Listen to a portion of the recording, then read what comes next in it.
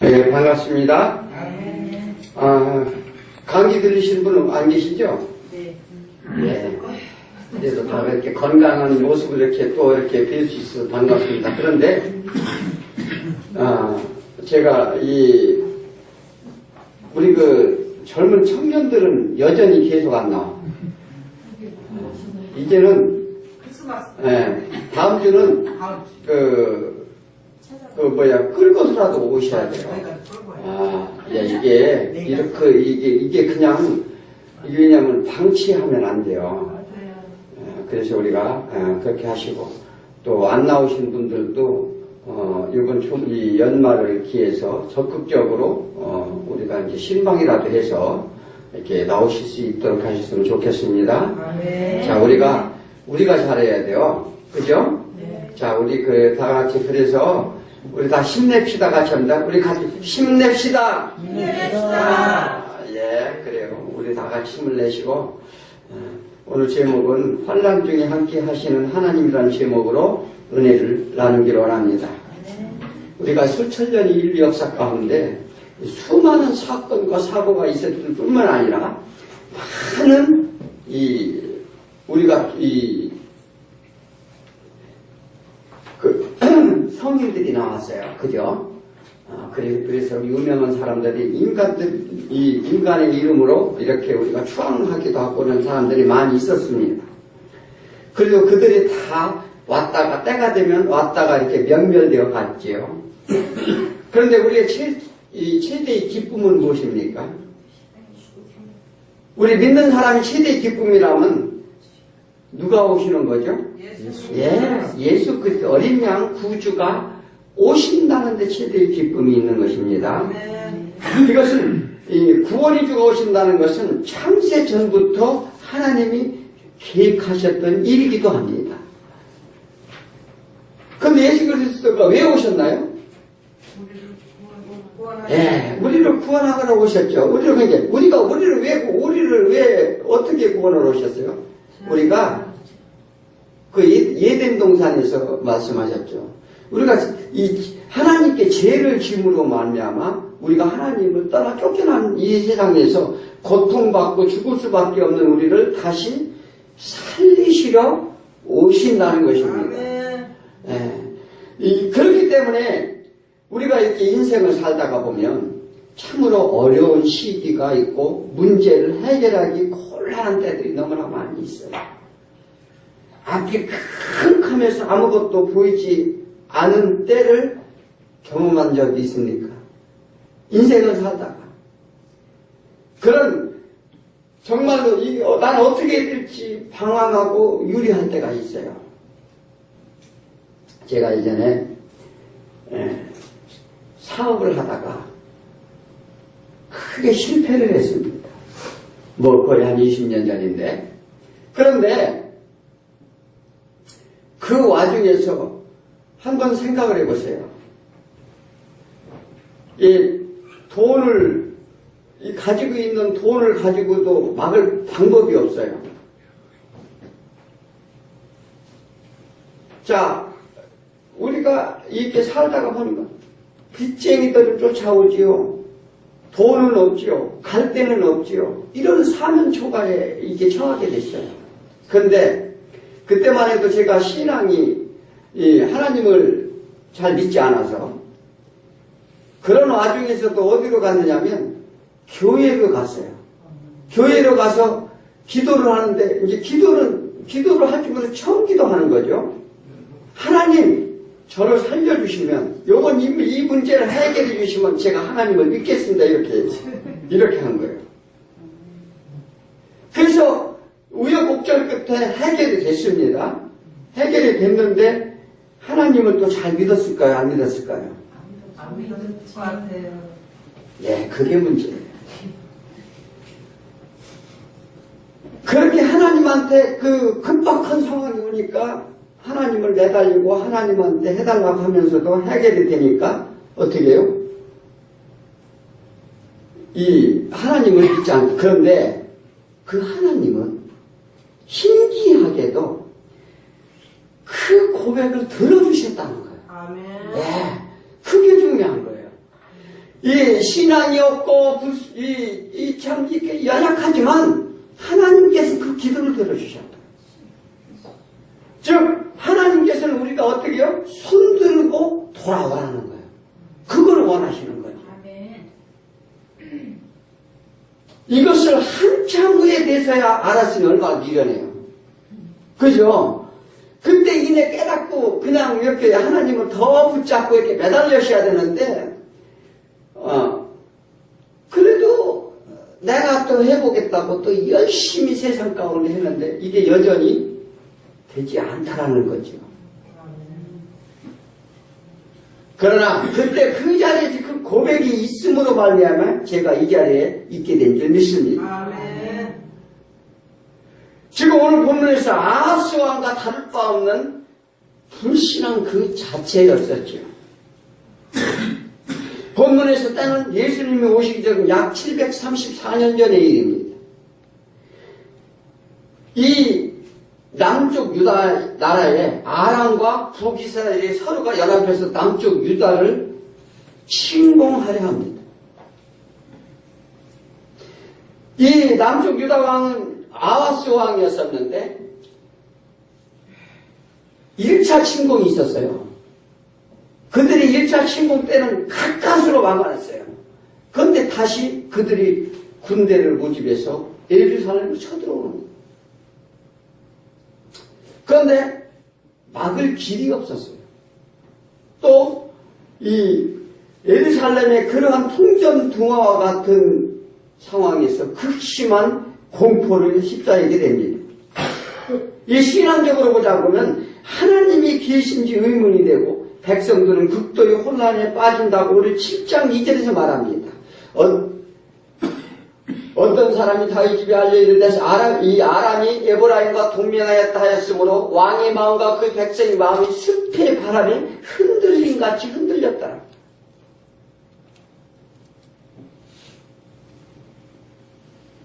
그래서 그들은 극도의 혼란에 빠지죠. 지금 우리나라도 어떻습니까? 나라가 정치가 혼란하죠. 혼란에 빠졌죠. 이 혼란에 빠지면요, 뭐가 오시고, 뭐가 옳은 것이고, 뭐가 그런 것이 잘 분별이 안 가요.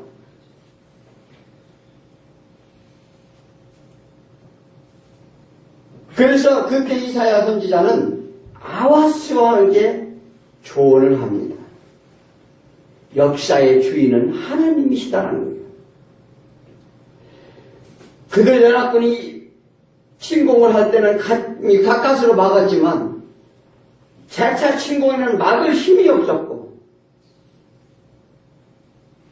그러한 환경 가운데 우리가 어때요?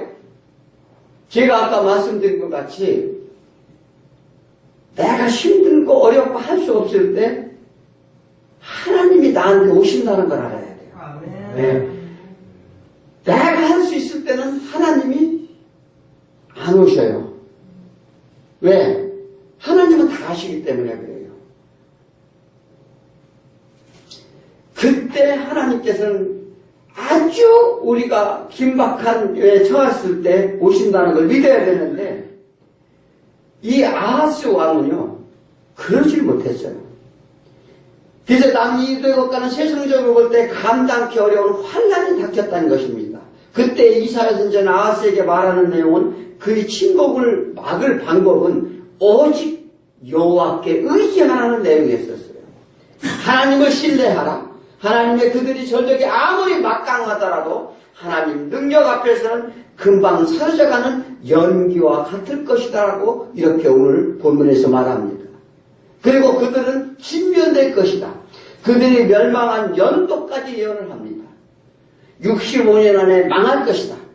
다시는 나라를 이루지 못하리라. 아수리의 이주 정책으로 인해서 이 북이스라엘이 완전히 초토화가 됩니다. 그래서 사마리아 땅이 생겨요.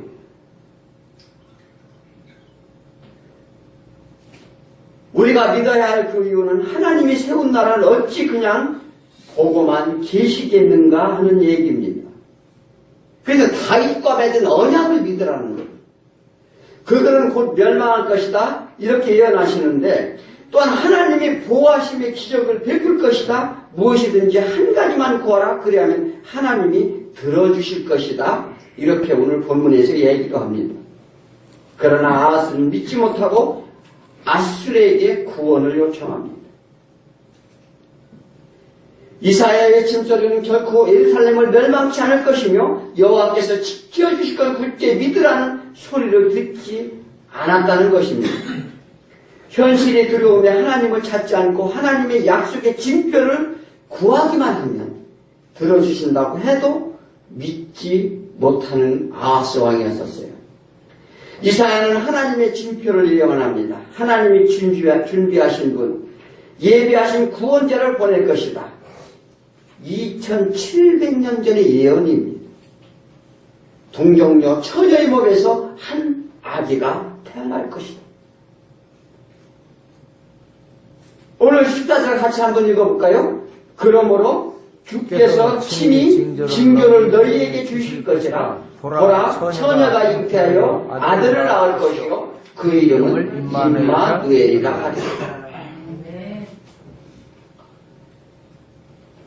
이사야 선지자 통해서 예수님 오시기 700년 전에 이미 동정녀 마리아에게서 예수 그리스도가 오실 것을 예언하는 장면입니다. 이 마태복음이 이 이사야 선지서를 그대로 인용해 쓴 거예요.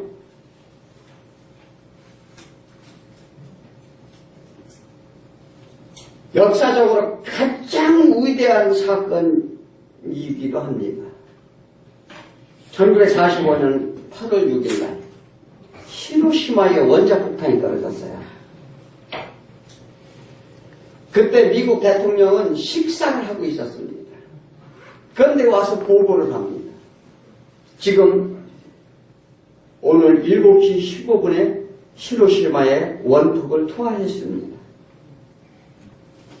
그때 식사를 하던 트루먼 대통령이 뭐라고 하는지 아세요? 역사상 가장 위대한 날이 될 것이다.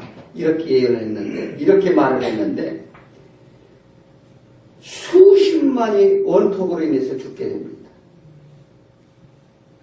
그 일본이 손을 들게 되지요. 2차 세계대전이 종식되는 날이기도 했습니다. 자, 그런데 그러한 세계대전의 종식이 날이라 할지라도 우리는 역사 속에 다 묻혀져 갑니다. 그런 대단한 사건이라는 것도, 그러나 무엇보다도 위대한 사건은 뭐냐면 예수 그리스도가 오시 탄생의 사건이에요. 아멘.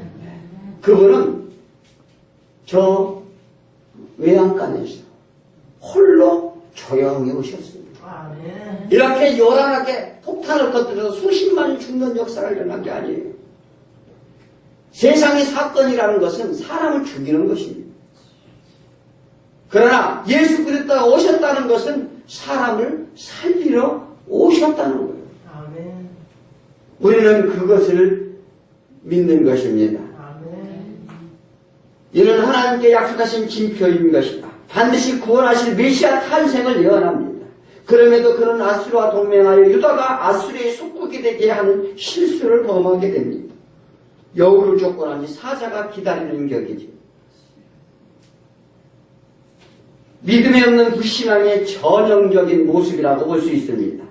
하나님은 세상을 운행하십니다. 세상을 통치하시고 다스릴 때 하나님의 계획대로 진행되어진다는 하나님의 우리는 경륜을 믿어야 돼요. 믿음이란 현실 앞에서 극복하는 것이 아니라 오직 하나님한테 의뢰하는 것입니다. 우리가 우리가 무엇을 보려고 해서 이것은 이제 하나님한테 의뢰하는데 우리는 그 믿음이 있는 거예요. 하나님이 뜻대로 영세전에 세운 계획대로 하신다는 것을 믿는 것이 믿음이에요. 하나님이 구원의 역사를 가지고 이 세상에 예수 그리스도를 보내서 우리를 구원하겠다는 그런 계획을 어느 누구도 막을 수가 없어요. 그는 하나님의 계획대로 이 세상을 운행해 나간다는 걸 우리는 믿어야 될 줄 믿습니다. 그래서 오늘 본문을 통해 하나님이 우리 인간을 다루는 방법을 알아야 됩니다. 첫째는 믿지 못하는 불신앙에 대한 문제입니다. 하나님을 택한 백성은 절대로 버리지 아니하신 분임을 우리는 믿어야 합니다. 이것은 하나님의 사랑을 끊을 자는 이 세상 아무도 없다고 사도 바울은 고백하기도 합니다. 어리석은 아하스에게는 하나님의 말씀을 주지만 그는 믿지 못합니다. 왜 믿지 못했을까요? 닥쳐오는 환난이 더 무섭고 두려웠기 때문에 그렇습니다. 이때 우리가 신앙을 볼 수가 있는데 우리가 문제가 생기면 어떻게 해야 돼요? 교회도 달려나와야 돼요. 네. 교회도 달려나가고 이 달려나오면 세상에서 방황하면 방황할수록 어때요? 저는 그때요 교회에 달려나와서 이 불신앙의 믿음이라도 하나님 살려주세요 손을 들었어요. 그런데 한 친구는 어떻게 하는 줄 아세요? 도덕 안 하니까 술 먹고 그냥 집구석에서 집 방 안에서 혼자 술 먹고 자책하다가 목매다가 죽었어요. 사람이 그렇게 된다고요. 그래서 우리가 이렇게 힘들고 어려운 문제에서 세상에 이 방황할수록 어떻게 해요? 더 수렁에 빠진다는 거죠. 아멘. 네. 그래서 우리가 힘들고 어렵고 내가 그랬을 때 교회 나와서 기도하고 그래야 우리가 살 길인 줄 믿습니다. 아멘. 우리는 이 세상을 바라보면 두렵고 떨려요. 그 누구도 자신 있게 살아갈 수 없다는 것입니다. 아멘. 지금 박근혜 대통령이 차라리 교회에 나와서 하나님 제가 어떻게 하겠으면 좋겠습니다. 기도하고 그러면 길을 열어줘요. 아멘. 그런데 혼자 앉아가지고 어떻게 하면 이것을 몸에 넣고 빠질까? 이런다고 될 문제가 아니라는 것입니다. 아멘.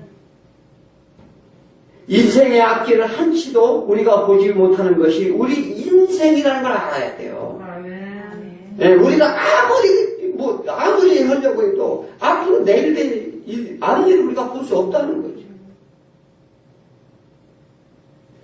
지금 내가 처한 가장 어려운 문제가 있습니까? 또 무엇이 있습니까? 혹 문제가 있다면 오늘 말씀을 꼭 붙잡으시기 바랍니다. 아멘. 이사야는 아하스에게 대적자들을 두려워하지 말고 낙심치 말라 오늘 본문에서 권고합니다. 그래서 고린도후서 1장 4절에 우리의 모든 환난 중에 우리를 위로하사 우리로 하여금 하나님께 받은 위로로서 모든 환난 중에 있는 자들을 능히 위로하시는 이시로라. 모든 환난 중에 있는 자들을 하나님이 오셔서 능히 다 위로해 주는 게 그게 위로의 하나님이에요. 하나님은 신실하신 분이십니다. 아하스의 불신앙에도 불구하고 하나님의 구원이 확실하다는 것을 우리는 믿어야 됩니다. 한 번 택한 백성은 결코 버리시지 않는다는 것을 우리는 알아야 돼요. 아멘. 이것이 불변의 원칙이라고 그럽니다. 왜? 하나님은 그럴 만한 능력이 있으시다는 것을 우리는 믿어야 됩니다. 아멘. 하나님이 택한 백성을 창세자를 다 택했다고 그래요. 이 자리에 나오신 분들은 왜 그러냐면 하나님이 불러서 우리를 소명을 줘서 이 자리에 나오게 된 택한 백성들은 끝까지 버리시지 않으시겠다는 거예요. 아멘. 이 오늘 11절에서 이사야는 말합니다. 세상의 제일 깊은 곳, 음부나 하늘의 제일 높은 곳 안에 있는 모든 것들, 모든 만물이 어떻게 해요? 누가 창조했어요? 하나님이 만들었다는 거예요. 하나님이 만들어서 무엇이든지 그 안에서 구하면 하나님이 살아계심을 증명할 것이다. 그리고 구하라고 지금 요청하고 있어요. 이것은 뭐냐면 이 하늘과 땅 안에 있는 모든 만물이 주제자이심을 말하는 것입니다. 만물의 통치자에게 요청하라는 거예요. 너희가 힘든 일이 있느냐? 지금 문제가 있느냐? 아람과 이 북이스라엘이 너희가 연합해서 쳐들어와서 그 문제가 심각하느냐? 오직 하나님께 요청하라. 하지만 사실 하나님의 구하는 일 동안 어떻게 해요? 믿음이 없으면 불가능한 거예요. 먼저 세상 것에부터 구하라고 합니다. 그러니까 아하스가 말하는 게 또 그렇죠. 하나님은 시험하지 않겠다. 이렇게 말합니다. 어찌 보면 경건한 대답인 것 같아요. 그런데 이 말라기 3장 10절에서 이런 얘기를 하죠. 너희의 온전한 11조를 창고에 들여 나의 집이 양식이 있게 하고 그것으로 나를 시험하여 내가 하늘문을 열고 너희에게 복을 쌓아둘 곳이 없도록 붙지 않나 시험해보라 이렇게 말합니다. 이 얘기는 뭐냐면 너무나 불순종이 있어요. 사람들이 하나님을 믿지 않고 또 그리고 자기가 세상 가운데 먹고 살고 이런 데만 역점을 줬지 교회에 나와서 예배를 드리고 또 자기의 소산을 가지고 와서 하나님께 드리지도 아니하고 또 반대로 제사장들은 백성들이 안 모여서 제사장들이 먹고 살 게 없으니까 헌물 들여오는 걸 갖다가 좋은 것을 빼다가 되팔아서 먹고 살았어요. 이런 문제가 심각하게 벌어진 겁니다. 그래서 하나님이 하도 답답하니까 그 얘기를 한 거예요. 너희의 소당을 10의 1을 하나님께 드려서 너희가 이 세상에 살면서 축복을 받나 받지 않나 나를 한번 시험해봐라. 여복 답답했으면 그 말씀을 하셨을까요? 아하스는 그의 마음에는 하나님보다 자기들이 협약한 아수르가 더 믿음이 갔어요. 두 나라가 서두르니까 옆에 있는 아수르를 통해서 같이 그들이 군대를 파병할 것을 요청을 합니다. 지금 우리도 잘 생각해 봐야 됩니다. 우리 마음에 무엇을 요구하고 무엇을 의지하고 있는지 우리는 잘 되돌아봐야 돼요. 내가 하나님을 의지하고 있는지 어떤 문제마다 어떤 계획마다 무엇마다 할 때마다 하나님께 의지하고 하나님께 의뢰하는지 아니면 내 능력과 내 힘과 내 생각만 의지하는지 잘 기억해야 돼요. 하나님의 백성은요 절대로 실패하지 않게 해요. 왜? 하나님께 묻고 하나님이 하라는 방법은요 무너지질 않는다는 것입니다. 우리 그걸 분명히 아셔야 돼요.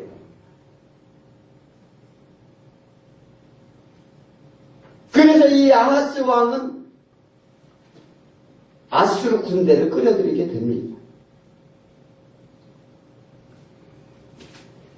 다니엘서 1장에 보면 다니엘과 세 친구가 바벨론에 끌려가요. 끌려가서 그들이 이제 기름진 음식을 먹으라고 하는데 그들이 제사상에 올라왔던 기름진 음식을 내놓으면서 그것을 먹으라고 합니다. 그때 세 친구는 거절을 하죠. 그 조건을 낸답니다. 우리는 채소만 먹겠으니 만약에 열흘 동안 채소만 먹어도 내 얼굴이 이 윤기가 나지 아니하면 서로 이렇게 시험을 하기로 합니다. 근데 채소만 먹고 하나님한테 기도하는 사람이 어떻게 됐어요? 더 윤기가 번들번들했어요. 지금 세상 나가면 어때요? 하나님을 믿는 사람과 믿지 않는 사람 차이가 뭐예요? 낙이 올 것 같아요. 빛이 나요. 그렇습니다. 저희가 동창회나 이런 데 가면은 믿는 사람과 믿지 않는 사람 확연히 드러나요. 그 집사님 말씀대로 귀신이 반을 씹어놓은 것 같아요. 아멘. 믿지 않는 사람 얼굴이 그래요. 이렇게 보면 흑암에 가려가지고 본인은 다니면서 맛있는 거 이렇게 막 줄 거에 뭐를 먹을까 맨날 이렇게 합니다. 그런데요 벌써 이 세상 말로 때깔이 틀려요. 얼굴 색이 틀리다는 것입니다. 그것은 아마 많은 사람들이 증거하고 많은 사람들이 그래서 이 세상 가운데 우리가 하나님을 믿는 백성과 믿지 않는 백성이 구별이 되는 거예요. 이 세상에 기름진 음식을 먹고 즐기는 사람들 모습과 하나님이 신실하게 믿는 사람들의 모습이 그래서 대조된다는 것입니다. 지금도 하나님은 돌아서는 자를 찾고 계십니다. 하나님을 믿고 우리는 다 맡기시길 바랍니다. 아멘. 무엇보다도 생명의 떡을 먹어야 돼요. 아멘. 생명의 떡은 예수 그리스도의 살과 피를 말합니다. 즉 십자가의 죽으심을 믿는 거예요. 아멘. 그것이 생명의 떡입니다. 두 번째는 하나님의 계획을 대로 우리 이 세상을 운행하신다는 걸 알아야 돼요. 불변의 하나님을 우리는 믿는 것입니다.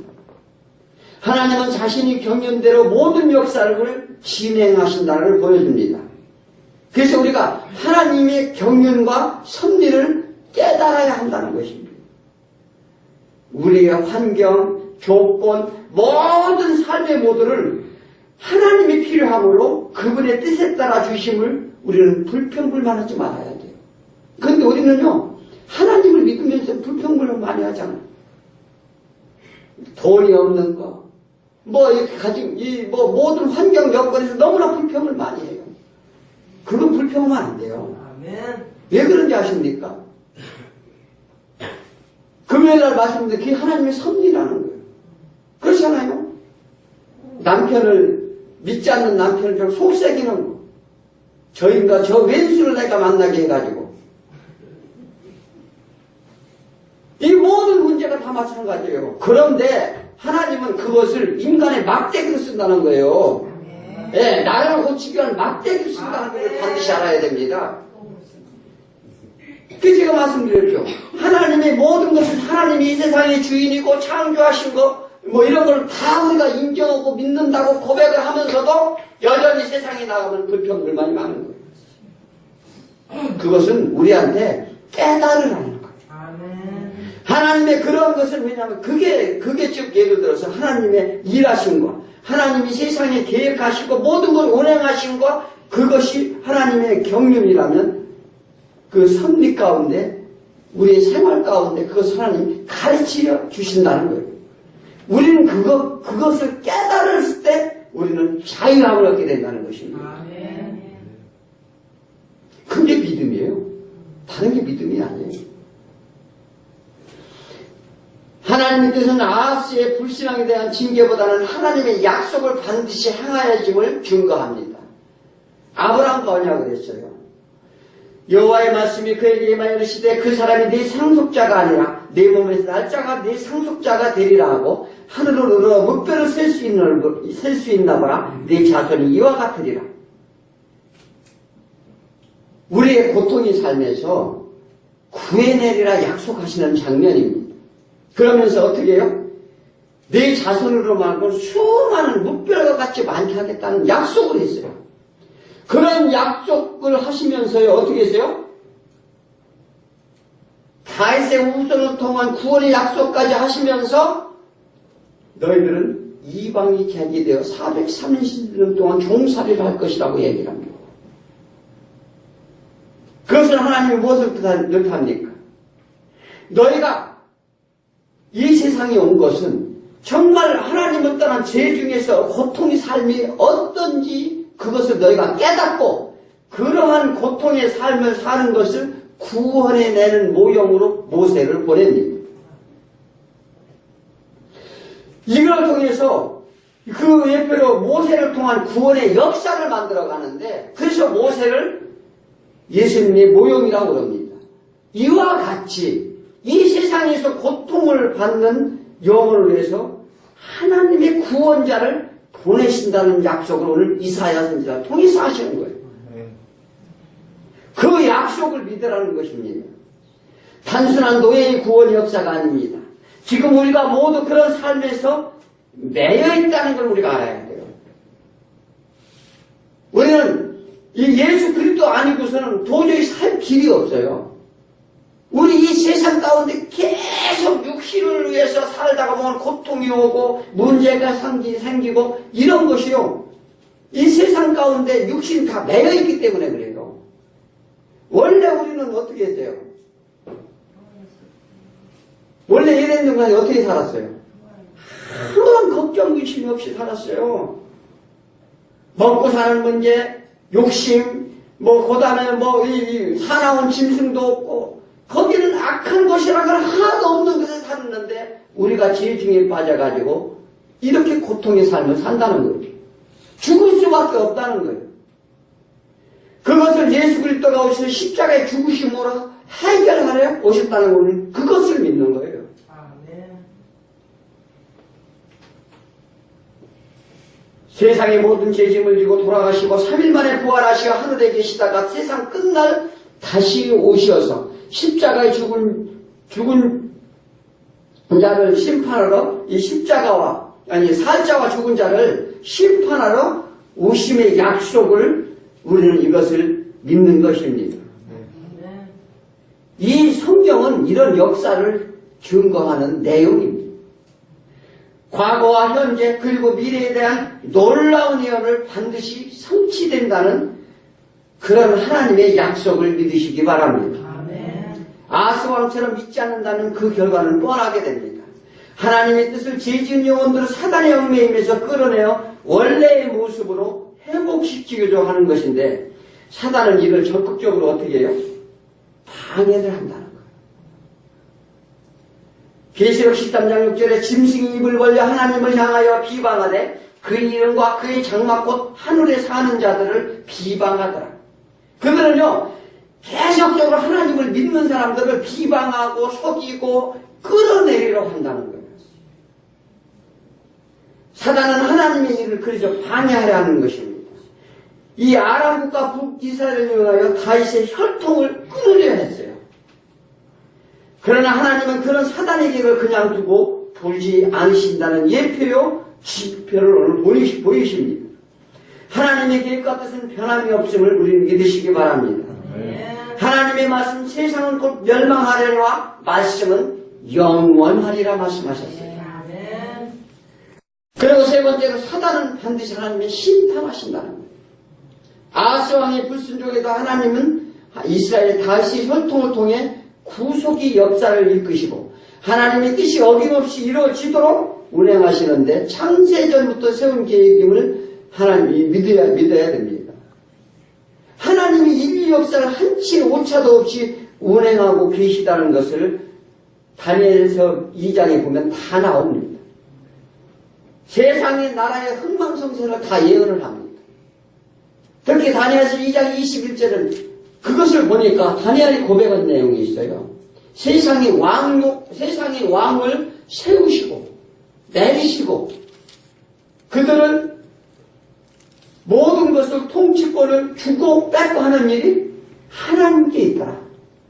또 그리고 우리가 지혜와 총명을 주는 것 또한 하나님에 속하였던 것이었더라. 아멘. 이렇게 고백을 합니다. 그래서 그거 무엇을 알려줬죠? 세상의 모든 큰 역사를 다 알려줬습니다. 다니엘한테. 바벨론이 강한 것 같지만 알렉산더가 나와서 너희가 멸망할 것이요. 알렉산더 다음에는 누구죠? 페르시아. 페르시아가 와서 그들이 또 무너질 것이고 또 다시 로마 제국이 일어날 것이고 강대국 뒤에는 반드시 신흥 대국이 일어나서 세상은 그렇게 돌아간다는 거예요. 그것을 누가 하신다? 하나님이 하신다. 우리가 뭘 합니까? 우리나라의 대한민국의 역사에 우리나라가 얼마나 잘 사는지 아세요? 우리가 지금 얼마나 이게 호의호식으로 사는지 그거 모르시죠? 그 외국에 나갔다 오신 거죠. 수많은 국가가요, 가면은요, 현변, 우리가 이 자리에 있어 일받고 잘 먹고 잘 사는 걸 감사하셔야 돼요. 네. 감사해야 돼. 예. 그런데 우리는 지금 타령을 하고 있어요. 불평한다고요.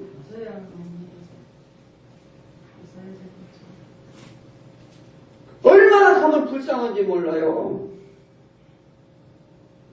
그래서 이 미국의 트럼프 대통령이 하는 얘기, 그 얘기에 맞는 얘기예요. 가보니까 잘 살더라. 그 잘 사는 나라를 왜 꼭 우리가 도와줘야 되느냐? 이 얘기를 하는 거예요. 그런데 우리는 여전히 정신을 못 차리고 있어요. 더 좋은 거, 더 맛있는 거, 이것을 원한다는 거지. 우리 인간은 다 그래요. 여기서 우리나라에서 아무리 힘들게 살지라도 그 나라 가면은요 최고로 사는 거라는 걸 알아야 돼요. 우리가 지금 먹을 게 없어서 못 먹지 않잖아요. 입을 게 없어서 못 입지 않잖아요. 지금 재활용 버리는 데 가면은 버리는 옷이에요. 두치기수로 많습니다. 그거 다 어디로 가는지 아세요? 다 외국으로 가요. 인간은 그런 거죠. 늘 이 세상에 만족이라는 거 없다는 것입니다.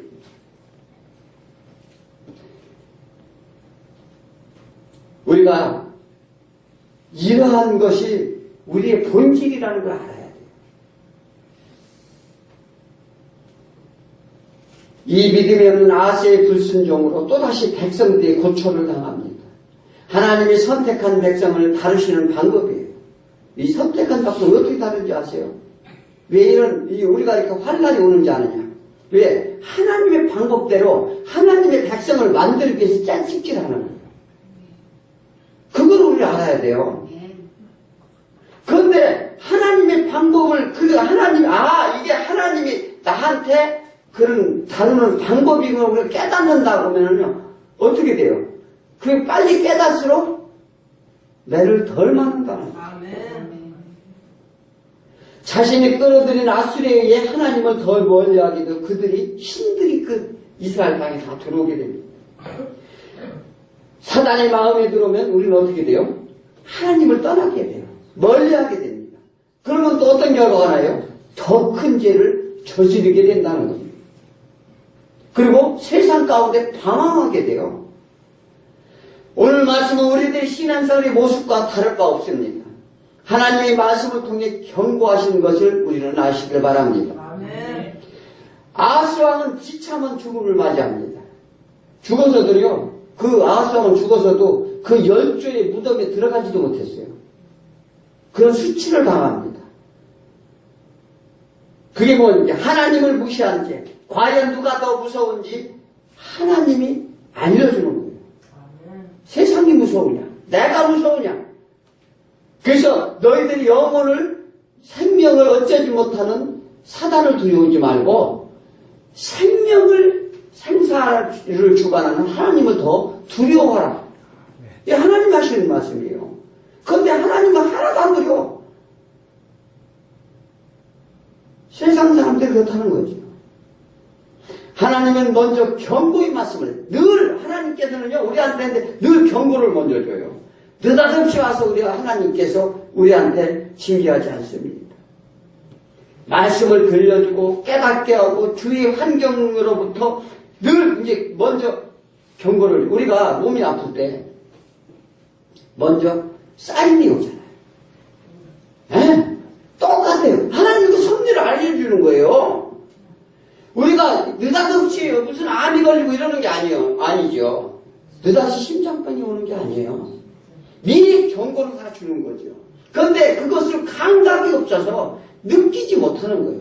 마찬가지로 육적인 문제가 그렇다면 영적인 문제도 똑같다는 얘기예요. 미리 경고를 계속 하나님이 사인을 주는 거죠. 그런데 그 사인을 받으라는 거예요. 그 사인을 받았을 때 우리가 하나님의 뜻을 알고 우리가 더 이상 고통을 받지 않고 하나님께 나아갈 수 있다는 걸 믿으시기 바랍니다. 아멘. 이 경고를 잘 들어야 돼요. 이 아하스 왕은 그런 경고의 말씀을 무시했습니다. 왜 하나님이 경고를 하실까요? 우리가 변명하지 못하다. 하나님의 징계가 정당함을 나타내시려고 합니다. 세상의 섭리를 통해 자연을 통해 여러 환경을 통해 말씀을 통해 우리는 너희가 들을 수 있는 자는 들어라 이렇게 말을 하는 것입니다. 첫째는 유다를 침략한 두 나라를 징계합니다.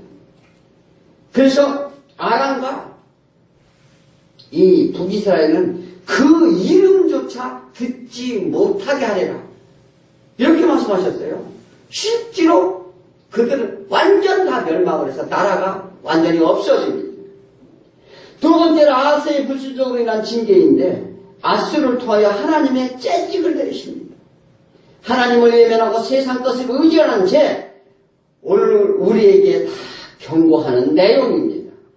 하나님보다 더 사랑하는 우리의 우상들, 세상의 돈이냐, 명예냐, 권세냐, 세상 것에 의지하는 것, 경고를 내리는 거죠. 17절 같이 한번 읽겠습니다. 여호와께서 에브라임이 유다를 떠날 때부터 당하지 보지 못한 날을 너와 내 백성과 네 아버지 집에 임하게 하시리니 곧 아스루 왕이 오는 날이다. 누가 온다고요? 아스루 왕이 들어온다는 거예요. 아수르가 두 나라 하나가 북이스라엘을 멸망시킵니다. 악한 자를 이용하여 불순종의 그 결과를 이제 알려주는 거죠. 그래서 하나님의 백성을 괴롭힌 자를 먼저 징계합니다. 이것이 하나님의 방법인데 택한 백성에게 먼저 위험을 보이신다는 거예요. 우리가 계시록에서 마지막 어떻게 하죠? 우리가 하늘에 올라가서 악한 자를 심판하는 모습을 그대로 보는 장면이 나와요. 그래서 악한 자를 먼저 심판해서 하나님의 위엄과 능력이 어떤지 결과가 어떤지를 믿는 자에게 보이게 한다는 거예요. 그리고 유대 땅은 아수르와 애굽의 격전지로 고통을 받습니다. 이로 인해 전국토가 초토화가 됩니다. 하나님을 의지 않고 세상의 힘과 권력에 매달리는 결과를 보여줍니다. 믿는 백성이 하나님을 떠나면 유리방황합니다. 그것은 돌아온 탕자의 비유를 통해서 하나님이 예수님이 말씀하시기도 합니다. 하나님을 떠난 결과 자기 부모를 떠나서 자기가 해보겠다고 무언가 해보겠다고 떠났지만 돈도 까먹고 다 화랑방탕하게 까먹고 먹을 것이 없어서 되돌아오는 장면이 나옵니다. 그것은 뭐냐면 우리에게 고난과 고통이 이렇게 오는 것은 불순종에 인해서 오는 것입니다. 또 하나님의 완전한 백성으로 온전한 하나님의 믿음으로 가라고 우리에게 그런 고통이 따르는 거예요. 그래서 빨리 다시 돌아오라는 것입니다. 이 사인을 줄 때 빨리 돌아와야 돼요. 이 두 의도라면은요 정말 사정없이 의도맞고 네. 세상을 의지하는 것은 헛된 일입니다. 우리에게 경종을 울립니다. 세상 것을 위해서 의지하지 마시길 바랍니다. 그것이 사단의 미혹입니다. 사단은 세상 것으로 유혹한다는 것을 반드시 기억하시기 바랍니다. 다른 거로 미혹하지 않아요. 사단은 세상 것을 주겠다는 거예요. 뭐죠? 권력, 돈, 명예, 육신의 즐거움 이런 것들을 주겠다는 거예요. 그리고 무엇을 줘? 욕심을 갸꾼하게 하는 것입니다. 이게 다 사단이 주는 거예요. 유다 전역에 어느 곳도 피할 수 없는 곳으로 온 땅이 핍박과 고난으로 약탈과 포로로 잡혀가게 됩니다. 그래서 7장 20절에 보면은 그날에는 주께서 하수 쪽에서 세내온 삭도 곧 아스루 왕으로 내 백성들이 머리털과 발털을 미실 것이요 수염도 깎으시리다. 이게 무슨 말씀이냐면 털을 깎기 위해서 삭도를 빌려왔는데 빌린 값을 지불하게 된다는 거예요. 자신을 지키기 위해 아수를 끌어들인 값을 치르게 될 것이라는 것입니다. 하나님 의지하는 거예요. 의지하는. 우리가 이게 있잖아요. 돈을 꿨어. 누구한테? 그런데 재촉을 해. 그것을 어떻게 하든지 내가 그것을 노력을 해서 차라리 지금 못 준다고 딱 얘기하고 언제까지 주겠다고 딱 얘기하고 약속을 지키면 돼요. 그런데 급하니까 이자 이제 2%짜리 쓰다가 이제 10%짜리 끌어다 쓰는 거예요. 또 그러고서 근육을 메꾸려고 또 다시 30%짜리 끌었습니다. 그러다가 그것도 안 되니까 사채에서 그 쫄딱 망하는 거예요. 똑같은 거죠. 아무리 급해도 우리 믿는 자는 어떻게 해요? 하나님께 기도하고 구하라는 거예요. 아니 구하면 해주겠다는데 오늘 아스왕이 이게 뭐라고 하세요? 하늘과 땅 아래에 있는 것이 못 주겠어. 네가 구하면 내가 주겠다 지금. 내가 해주겠다는데 네가 지금 그 두 나라가 쳐들어와서 그렇게 그런 문제가 있는 것을 내가 지금 해결해주겠다. 이 얘기를 하는데 믿지 못하는 거예요.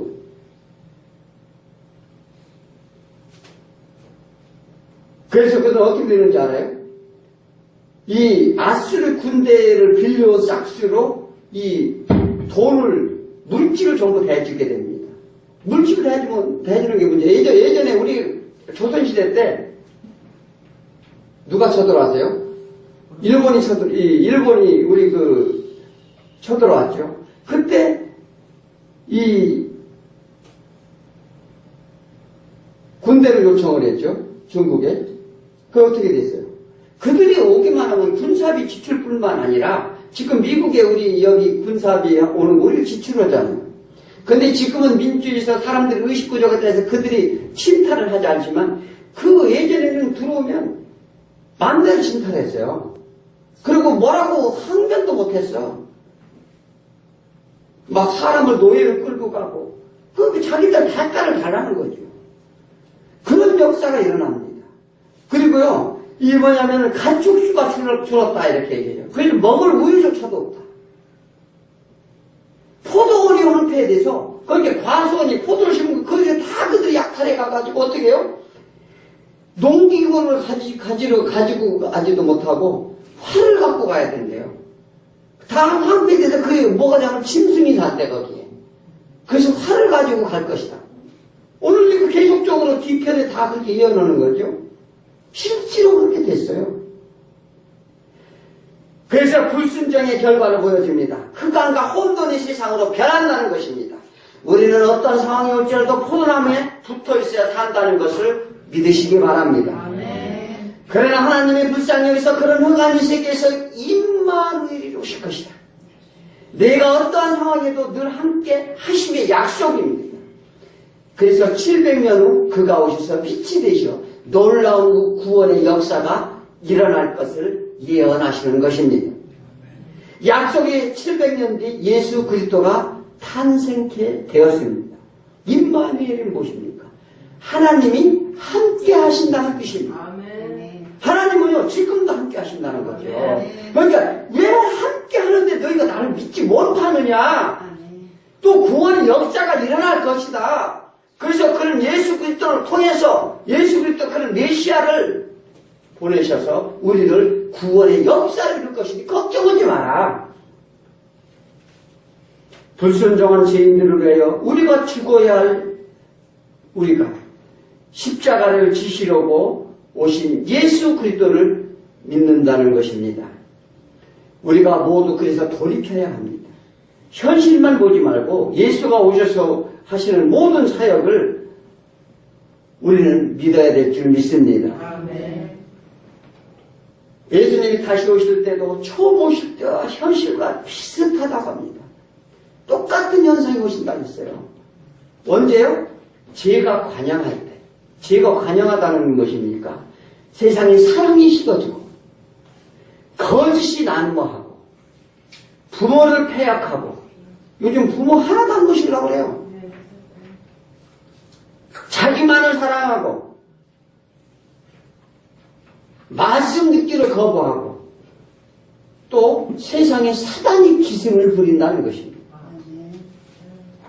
이때 예수님이 다시 오시겠다 약속하신다는 것입니다.